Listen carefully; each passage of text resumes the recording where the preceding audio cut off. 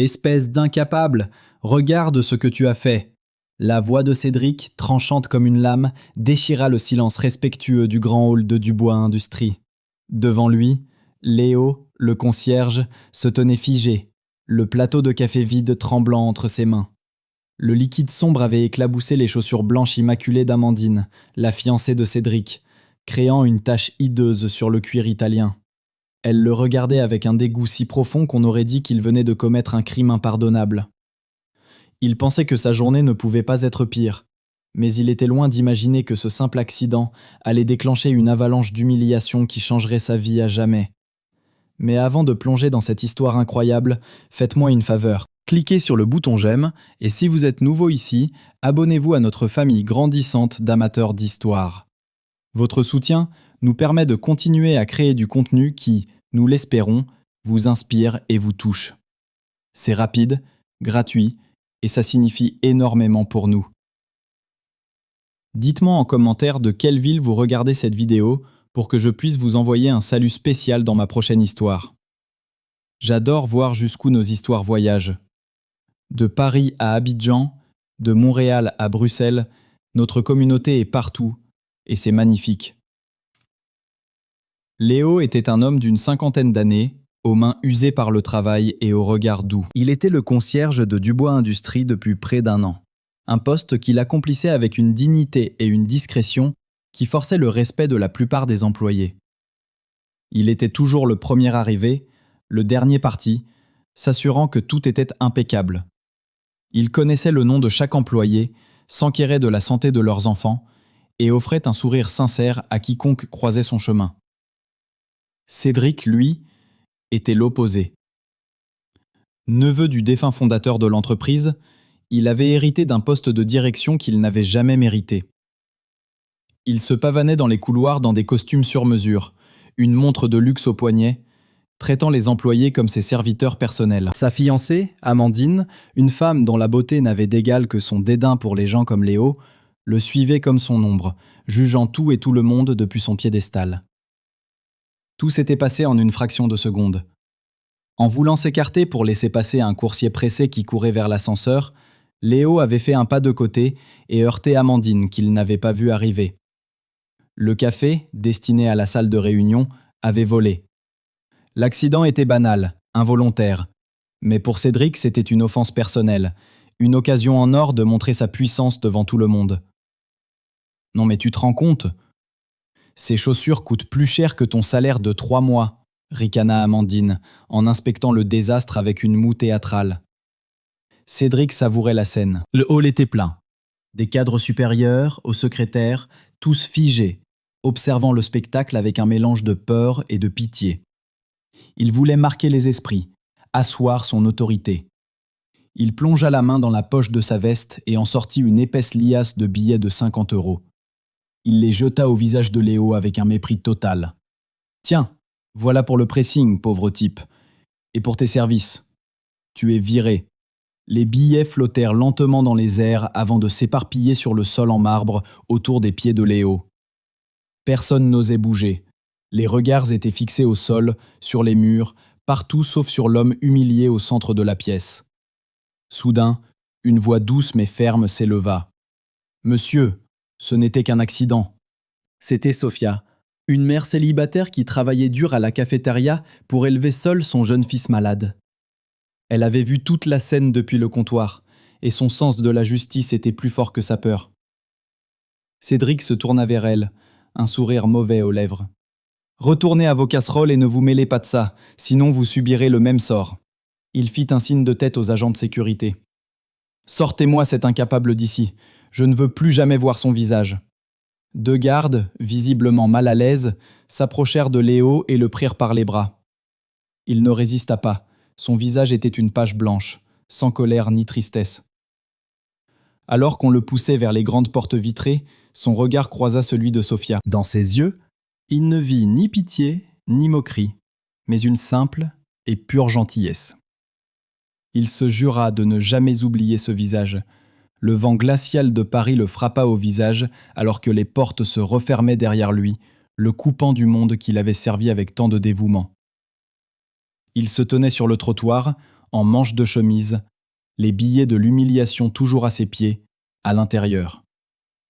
Pour n'importe qui, c'était l'image d'un homme brisé, sans emploi, sans avenir. Mais Léo n'était pas un homme brisé. Lentement, il glissa la main dans la poche intérieure de sa vieille veste et en sortit non pas son téléphone habituel, mais un second appareil, plus sobre, sans aucune marque visible.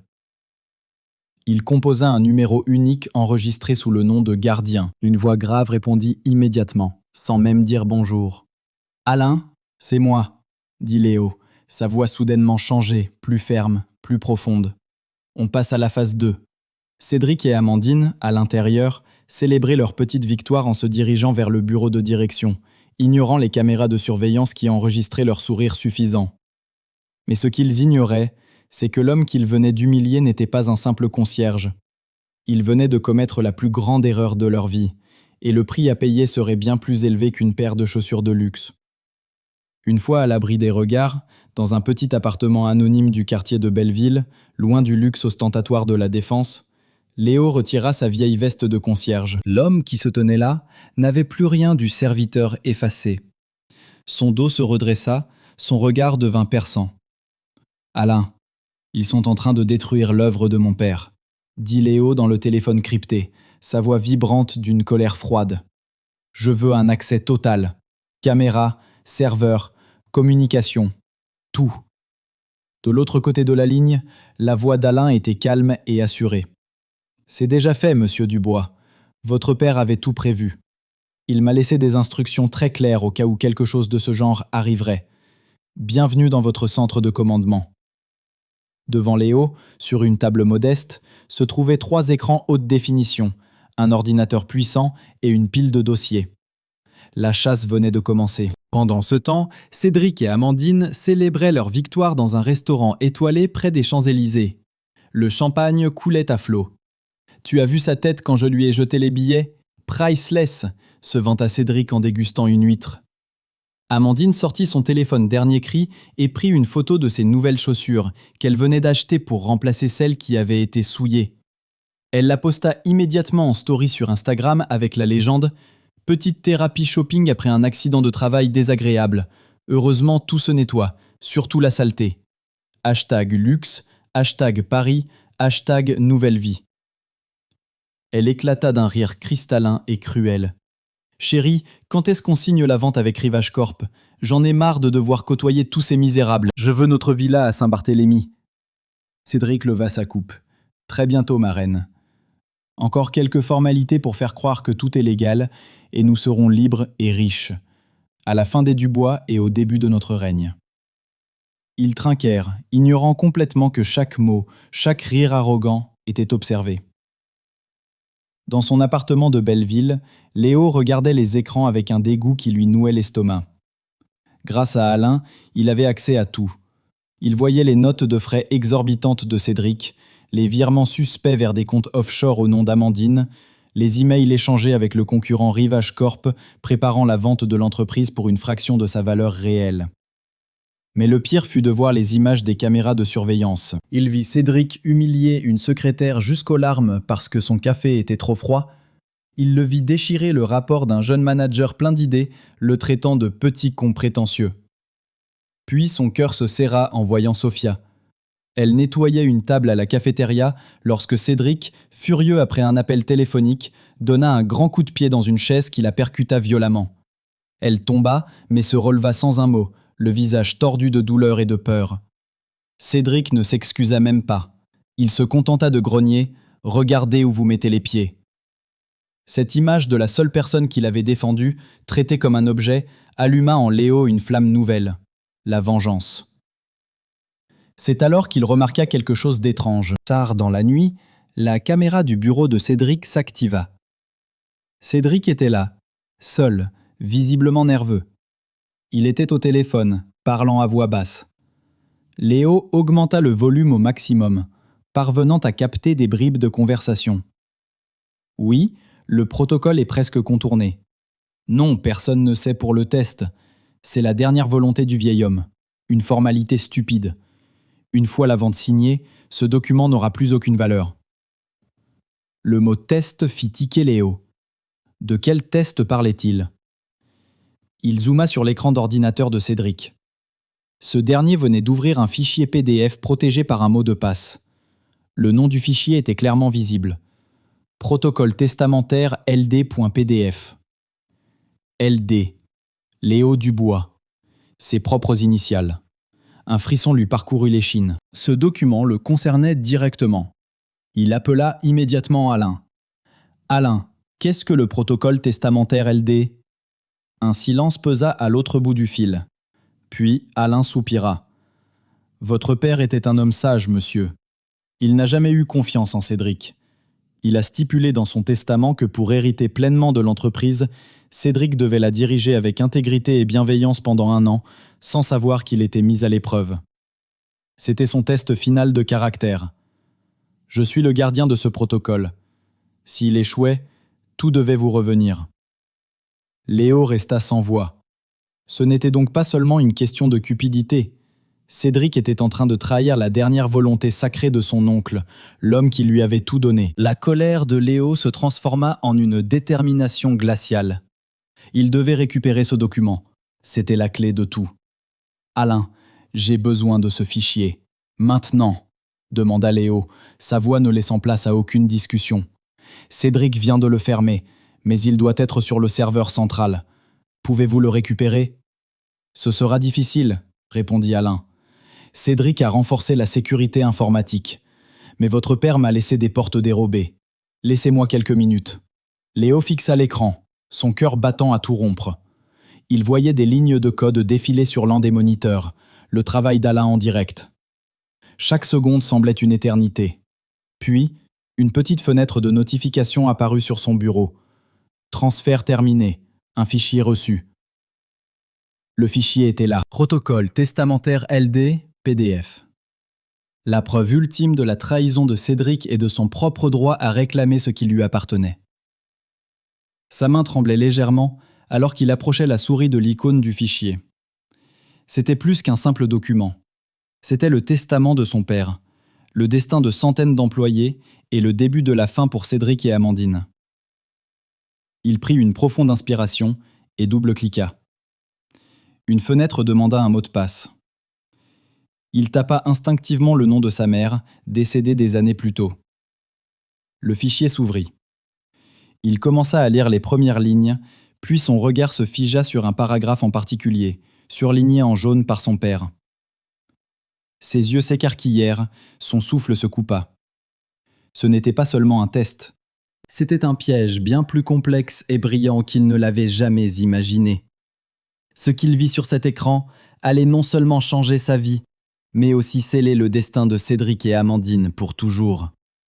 Le paragraphe surligné en jaune dans le testament de son père fit l'effet d'une bombe. Il ne s'agissait pas seulement d'un test de caractère pour Cédric, c'était un mécanisme de protection ingénieux. Son père, se méfiant de la cupidité de son neveu, avait inclus une clause secrète. Si Cédric tentait de vendre l'entreprise ou de commettre une fraude avérée durant l'année de probation, non seulement il perdrait tout droit à l'héritage, mais 51% des actions de l'entreprise seraient automatiquement transférées à une fondation caritative au nom de la mère de Léo. Les 49% restants reviendraient à Léo lui-même, mais à une condition. Il devait prouver la fraude de Cédric de manière irréfutable. Son père ne lui avait pas seulement laissé une entreprise, il lui avait confié une mission. Léo ferma les yeux un instant, sentant le poids de cette responsabilité. Il ne s'agissait plus de vengeance personnelle, mais de justice. Il devait agir, et vite. Pendant que Léo élaborait sa stratégie, la vie de Sofia devenait un enfer quotidien. Depuis qu'elle avait osé prendre la défense de Léo, elle était devenue la cible préférée de Cédric et Amandine. Un jour, Amandine, en passant commande à la cafétéria, accidentellement renversa son café brûlant sur le comptoir, à quelques centimètres de la main de Sofia. « Oh, quelle maladroite je fais !» dit-elle avec un faux air désolé, avant d'ajouter à voix basse pour que seule Sofia l'entende. « C'est ce qui arrive quand on se mêle des affaires des autres. » Une autre fois, Cédric l'accusa publiquement d'avoir volé 10 € dans la caisse, une somme dérisoire, mais l'humiliation fut immense. Il la força à vider son sac devant tout le monde. Bien sûr, il n'y avait rien. Il ne s'excusa pas, se contentant de dire « Considérez ça comme un avertissement ». Chaque soir, Sofia rentrait chez elle, les larmes aux yeux, pour retrouver son fils, le petit Lucas, dont l'état de santé fragile était sa seule raison de tenir. Elle ne savait pas que ses souffrances étaient observées et qu'elles alimentaient la détermination d'un homme qui préparait sa riposte dans l'ombre. Léo, depuis son centre de commandement, voyait tout. Chaque humiliation infligée à Sofia était comme un coup de poignard dans son propre cœur. Il se sentait coupable de l'avoir involontairement mise dans cette situation. C'est alors qu'il décida d'agir. En parcourant les réseaux sociaux d'Amandine pour collecter des preuves de son train de vie extravagant, il tomba sur une publication qui le glaça.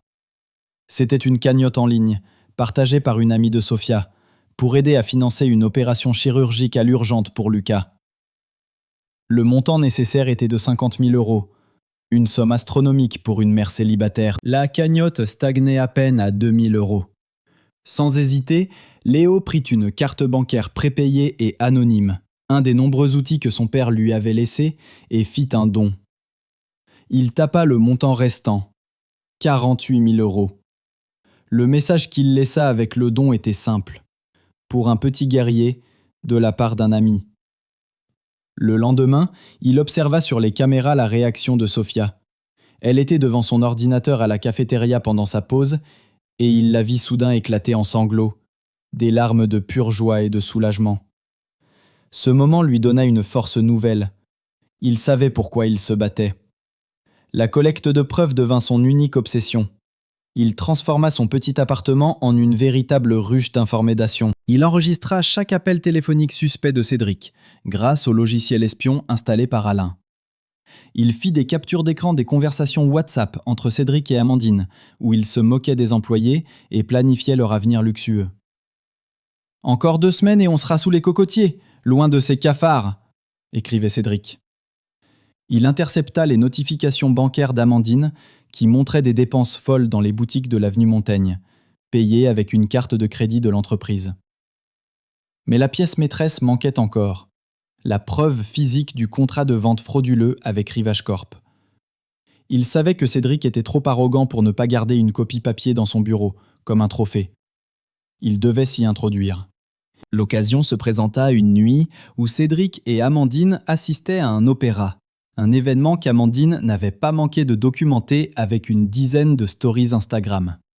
Soirée culturelle, #Opéra Garnier, #La vie parisienne, avait-elle légendé une photo d'elle, rayonnante. Pendant qu'ils écoutaient Mozart, Léo, vêtu de noir, se glissa dans le bâtiment de Dubois Industrie avec l'aide d'Alain, qui désactiva les alarmes. Le silence dans les couloirs était pesant. Arrivé devant le bureau de Cédric, il sentit son cœur battre la chamade. La porte était fermée par une serrure biométrique. « Pas de problème », murmura Alain dans son oreillette. « Votre père avait installé un passe-partout. Le code est la date de naissance de votre mère. » Léo sentit une bouffée d'émotion. Son père avait vraiment pensé à tout. Il entra le code et la porte s'ouvrit sans un bruit. L'air à l'intérieur était imprégné du parfum cher de Cédric. Il se dirigea vers le bureau et commença à chercher. Après plusieurs minutes de recherche infructueuse dans les tiroirs, la panique commençait à monter. Et s'il s'était trompé? Il passa sa main sous le bureau et sentit un petit renfoncement. Un double fond. Il réussit à l'ouvrir et trouva ce qu'il cherchait. Une chemise cartonnée portant le logo de Rivage Corp. À l'intérieur, le contrat de vente. Le prix de vente était scandaleusement bas, et une clause stipulait qu'un bonus de facilitation de 10 millions € serait versé sur un compte numéroté à Jersey, au nom de Cédric. C'était la preuve irréfutable. Il sortit son téléphone et commença à photographier chaque page du document, s'assurant que chaque détail était parfaitement lisible. Il avait presque terminé quand il entendit un bruit dans le couloir. Un agent de sécurité faisait sa ronde nocturne. Le cœur de Léo s'arrêta. Il se cacha derrière le lourd rideau, retenant sa respiration. La lumière de la lampe torche du garde balaya la pièce à travers la vitre de la porte. Léo pouvait entendre les pas se rapprocher, puis s'arrêter juste devant la porte. Une éternité sembla s'écouler. Puis, il entendit la voix d'Alain dans son oreillette, calme et posée. Fausse alarme incendie déclenchée au 3e étage. Toutes les unités sont en route. Les pas s'éloignèrent en courant. Léo souffla, le dos trempé de sueur. Il remit rapidement le dossier en place, referma le double fond et quitta le bureau. Il avait réussi. En sortant du bâtiment, il se sentit transformé. Il n'était plus la victime, il était le chasseur. Il tenait entre ses mains le destin de Cédric et Amandine. Il avait les preuves, il avait le plan. Le moment de la vérité approchait à grands pas, et il serait bien plus spectaculaire et public que quiconque aurait pu l'imaginer. Avec les photographies du contrat frauduleux stockées en toute sécurité sur un cloud crypté, Léo sentit pour la première fois que la victoire était à portée de main. Il avait les preuves financières, les enregistrements de leurs conversations méprisantes, les captures d'écran de leur vie de luxe aux frais de l'entreprise. Il avait tout ce qu'il fallait pour les détruire légalement. Mais il savait que ce ne serait pas suffisant.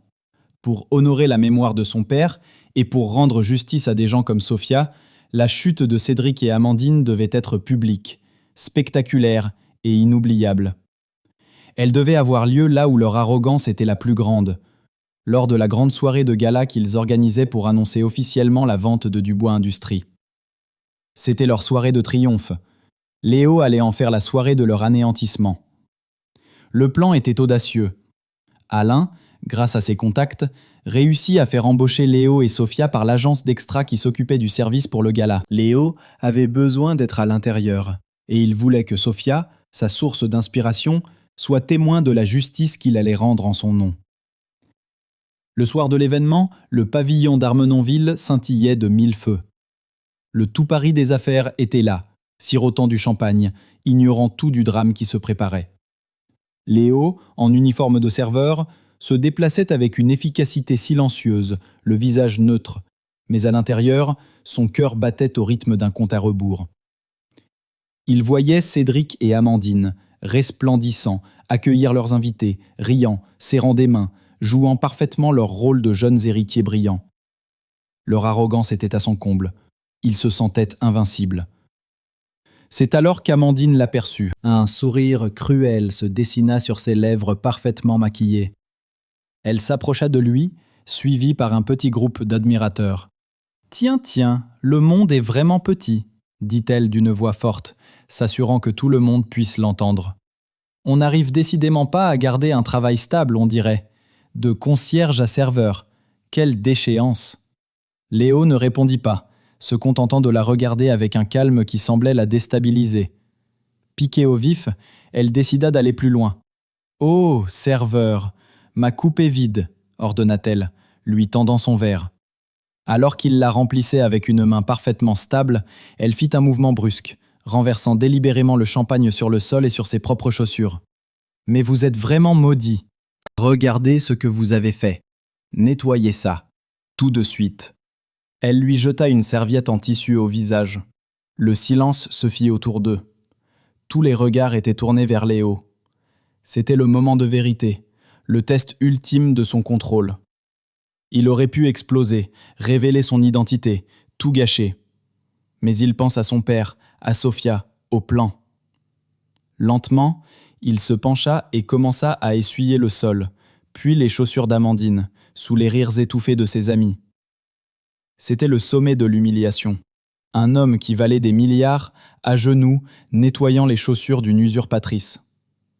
Mais alors que son visage était caché, un léger sourire se dessina sur ses lèvres.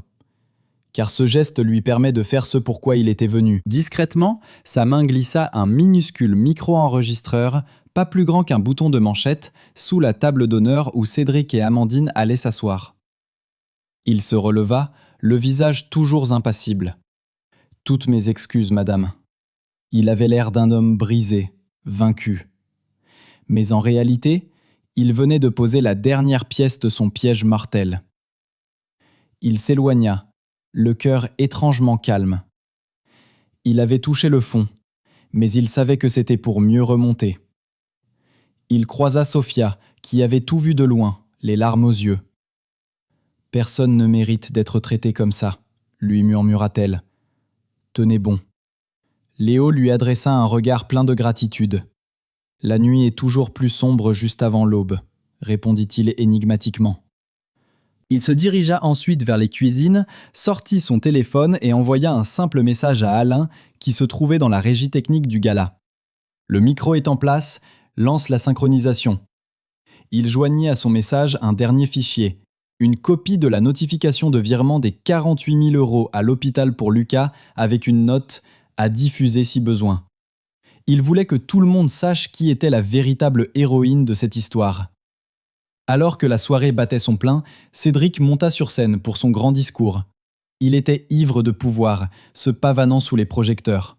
« Mes amis, ce soir nous ne célébrons pas la fin d'une ère, mais le début d'une nouvelle, plus grande, plus profitable. » Il leva sa coupe.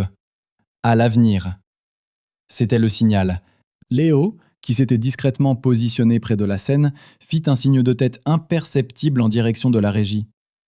Dans son oreillette, il entendit la voix calme d'Alain. « Tous les systèmes sont prêts. À votre ordre, monsieur. » Léo regarda Cédric, savourant sa gloire éphémère.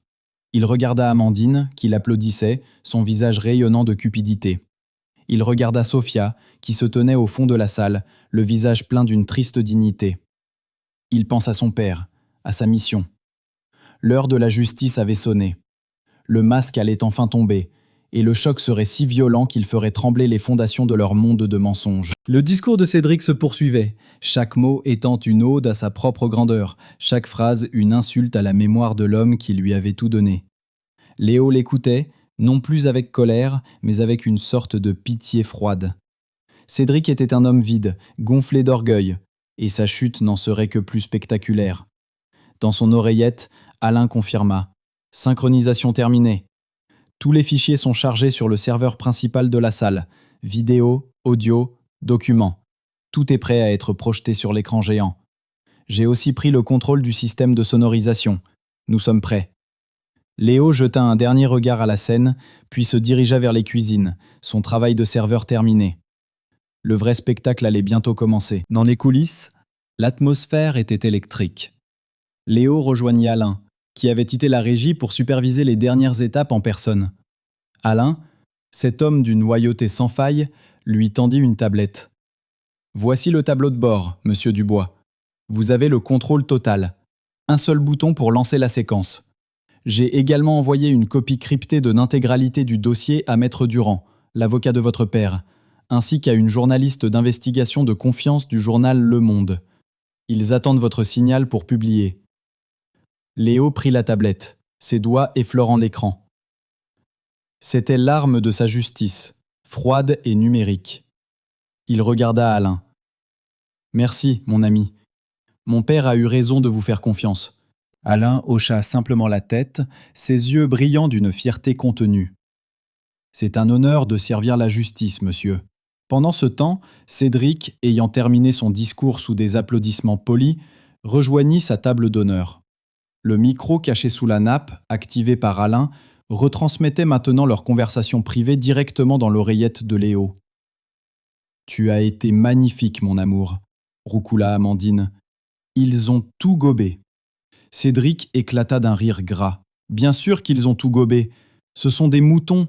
Dans 1 heure, le contrat avec Rivage Corp sera signé et nous serons à des millions de kilomètres de cette médiocrité. » Il se pencha vers elle. « Et pour notre petit serveur, j'ai une dernière surprise. Je viens de recevoir un SMS de la sécurité. Ils ont déposé une plainte anonyme contre lui pour vol. Demain matin, la police l'attendra chez lui.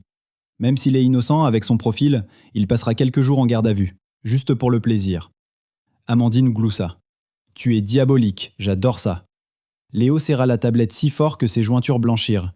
Il venait, sans le savoir, de lui fournir la touche finale de son réquisitoire. Leur cruauté était sans limite, et le monde entier allait en être témoin. Léo se tourna vers Sophia, qui rangeait des verres non loin de là, le visage marqué par la fatigue et la tristesse. Il s'approcha d'elle.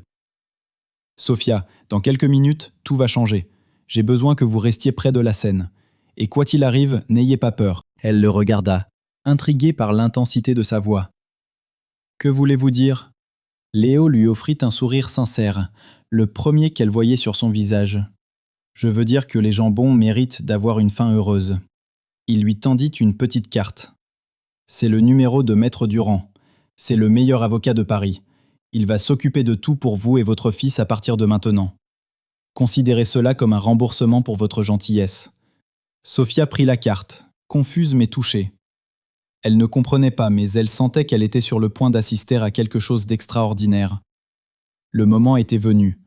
Le représentant de Rivage Corp, un homme au sourire de prédateur, se dirigea vers la table d'honneur avec une mallette en cuir. La signature était imminente.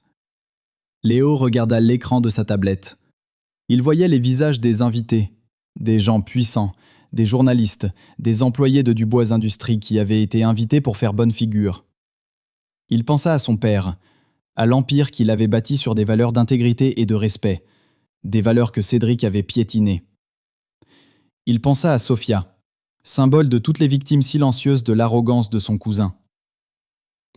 Il prit une profonde inspiration. La peur et le doute qu'il avait habité pendant des mois s'étaient envolés, remplacés par une certitude absolue. Il n'était plus le concierge humilié, il était l'héritier, le justicier, le gardien de la flamme. Il leva les yeux vers l'écran de contrôle qui retransmettait l'image de la scène. Cédric se levait, le stylo à la main, prêt à signer le document qui allait sceller la trahison. Le sourire d'Amandine était triomphant. C'était l'image parfaite, le climax de leur arrogance. Léo posa son pouce sur le bouton rouge virtuel de la tablette, marqué d'un simple mot, « Lancer ». Il envoya un dernier message à Alain, « Je suis prêt ». La réponse fut instantanée, « Nous aussi, bonne chance, monsieur Dubois ». Il était temps de montrer la vérité au monde entier. Dans quelques secondes, leur monde de paillettes et de mensonges allait s'écrouler dans un fracas assourdissant, et ils seraient là pour s'assurer que chaque débris les ensevelisse. Le stylo de Cédric toucha à peine le papier du contrat. À cet instant précis, Léo appuya sur le bouton rouge. Le silence se fit dans la salle. Pas un silence respectueux, mais un silence lourd, anormal. La musique s'était arrêtée net. Les lumières se tamisèrent, plongeant la salle dans une semi-obscurité, à l'exception d'un unique projecteur qui s'alluma, non pas sur la scène, mais sur l'immense écran géant derrière Cédric. Son sourire triomphant se figea. Au lieu du logo de Dubois Industries, l'écran afficha une image granuleuse, prise par une caméra de surveillance. On y voyait Cédric, dans le hall de l'entreprise, jeter une liasse de billets au visage d'un concierge. Un murmure parcourut la salle. Cédric devint blême. « Qu'est-ce que c'est que cette plaisanterie ? Éteignez ça !» hurla-t-il en direction de la régie. Mais personne ne bougea.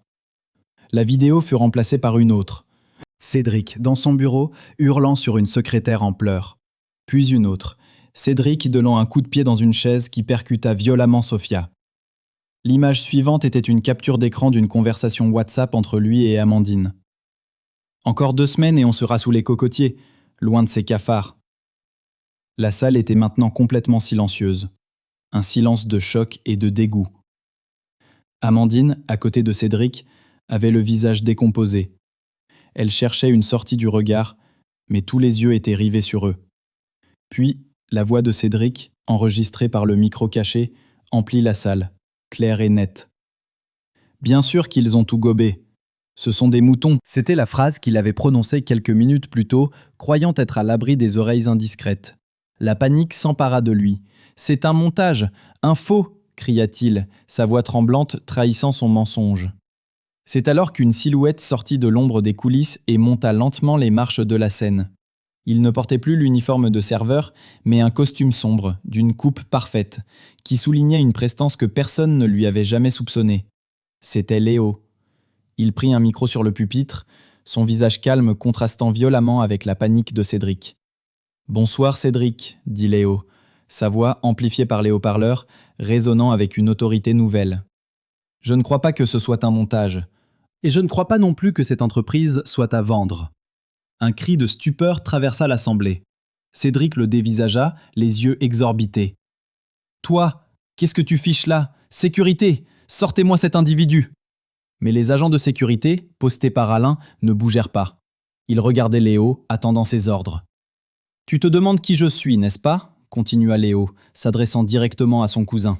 « Tu as passé ta vie à mépriser les petites gens, les cafards, les incapables. Tu pensais que le nom que tu portais te donnait tous les droits. Mais tu as oublié une chose essentielle.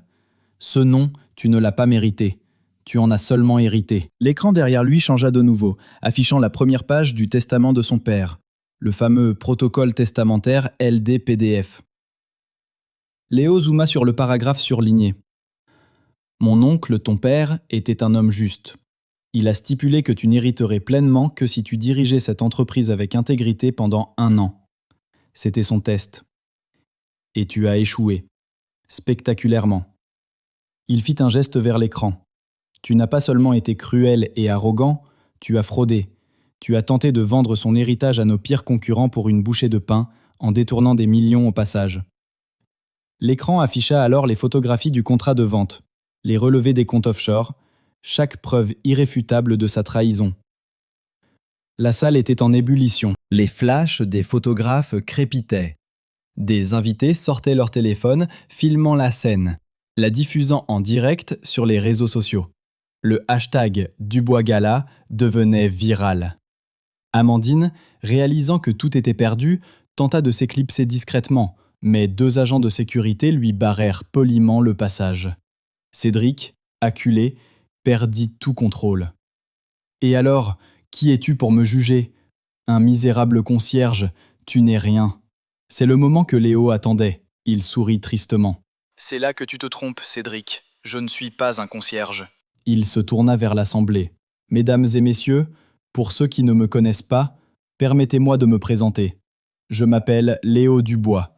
Je suis le fils unique de Léo Dubois Senior, le fondateur de cette entreprise, et j'en suis le propriétaire légitime. » Le choc fut total, assourdissant. Un silence de mort, suivi d'une explosion de murmures et d'exclamations.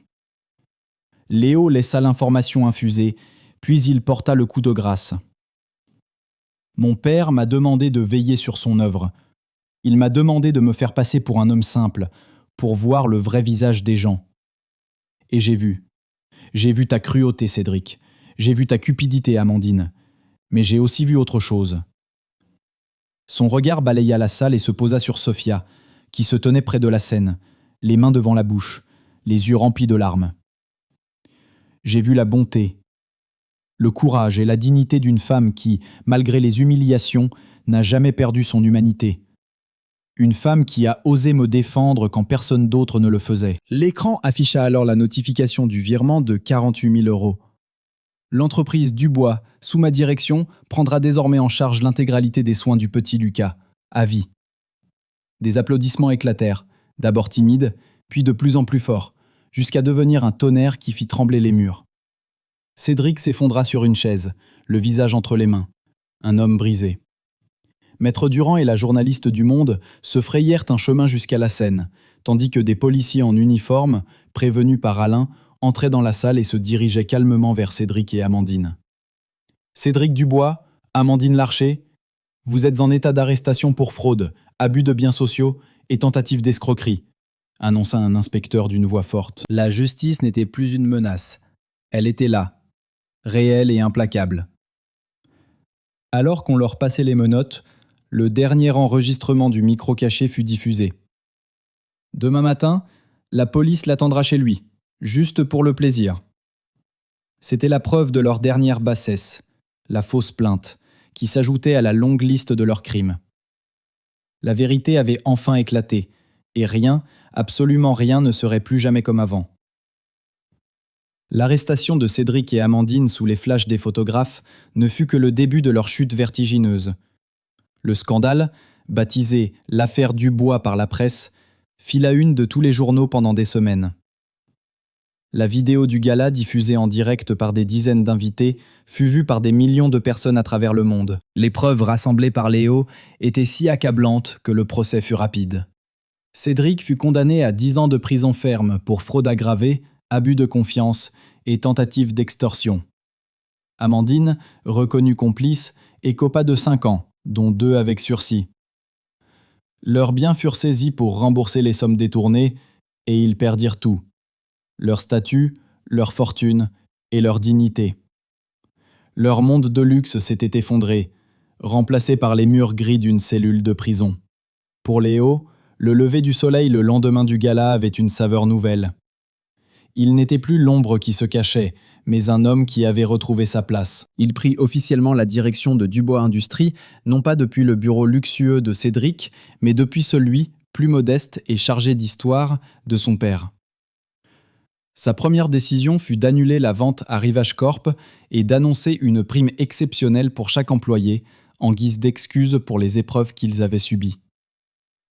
Il transforma l'entreprise, instaurant une culture basée sur le respect, la confiance et la bienveillance, les valeurs mêmes que son père lui avait transmises.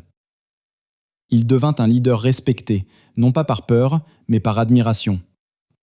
Il avait prouvé que l'on pouvait être puissant tout en restant humain. Sophia, quant à elle, vit sa vie complètement transformée.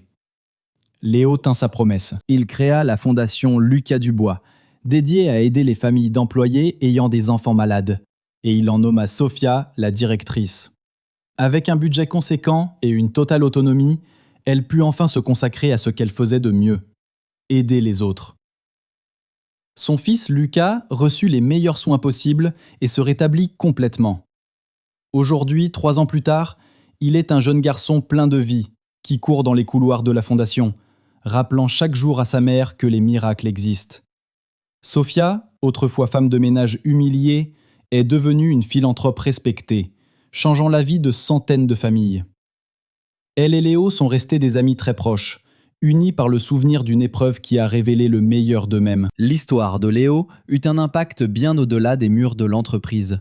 Netflix en fit une mini-série à succès, intitulée « Le concierge milliardaire », et son livre, Sous le masque de la pauvreté, devint un best-seller international. Il fut invité dans les plus grandes universités pour parler d'éthique en entreprise et de leadership bienveillant.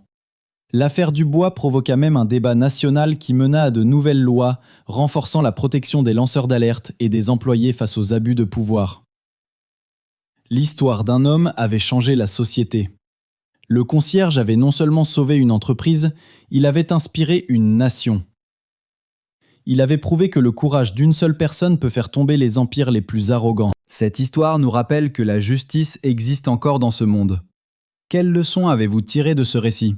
Partagez vos réflexions dans les commentaires ci-dessous, nous adorons lire vos pensées et vos propres expériences. Et devinez quoi ? Une autre histoire bouleversante arrive dans quelques jours, encore plus dramatique et inspirante que celle-ci. Alors si ce n'est pas déjà fait, assurez-vous de vous abonner à cette chaîne et d'activer la cloche de notification pour être le premier à la découvrir dès sa mise en ligne. Si cette histoire vous a ému, n'oubliez pas de cliquer sur le bouton « J'aime ». Cela nous aide énormément à faire découvrir ces récits de justice à d'autres personnes qui en ont besoin. Et surtout, partagez cette vidéo avec vos amis et votre famille, car on ne sait jamais qui a besoin d'entendre ce message d'espoir aujourd'hui. Parfois, une seule histoire peut changer la perspective de quelqu'un sur la vie. Merci infiniment d'avoir suivi ce voyage émotionnel avec nous. À très bientôt pour une nouvelle histoire qui vous touchera droit au cœur.